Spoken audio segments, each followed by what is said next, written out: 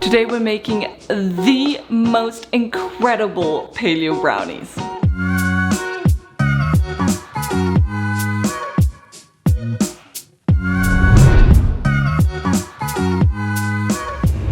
This recipe is super simple and it is healthier than the regular kind, but don't get me wrong, they are high in fat and high in carbs, so it is a treat. Treat it as a treat and enjoy every single little bite of it. So this is how we make it. We only need very few ingredients, 1, 2, 3, 4, 5, 6, 7 in total. And we're going to need a blender to make it super simple and a 6 by 9 inch baking dish. So we're going to start by preparing the baking dish. You can either use parchment paper, or what I prefer to do is I just add a little bit of coconut oil and use a paper towel to make sure that it's a very thin film of coconut oil. Then I add a little bit of cocoa powder and use my hands and shake it around and slap it on the sides so it covers evenly. By doing this, you basically make your baking dish non-stick. Now, once you've done that, you just set it aside and get your blender.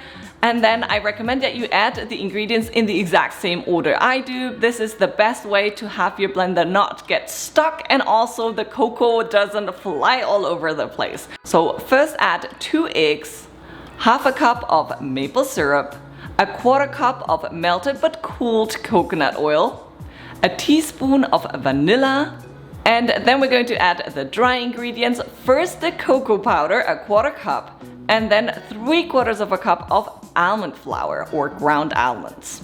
Now put on the lid and start your blender on low and slowly increase the speed until everything is well mixed together. This should not take longer than like 20 or 30 seconds. And at this point I usually add my pecans. I don't recommend blending them in because then they will just become mush. So add them in with a little spatula, then transfer everything to your baking dish and put it in the 350-degree preheated oven for 22 to 25 minutes, depending on how cooked through you like your brownies. After the baking time, just take the baking dish out and put it on a wire rack.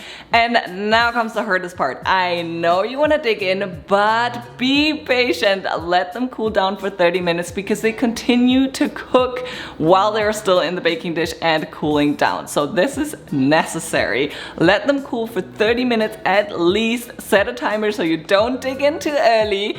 Then cut the pieces into however big you like them and serve sprinkled with a little bit of flaky sea salt if you like, and give it a bite. So incredibly delicious. I hope you're gonna give this recipe a try. If you do, don't forget to snap a picture and show me. I love seeing when you make any of my recipes, and I'll see you with my next video. Bye.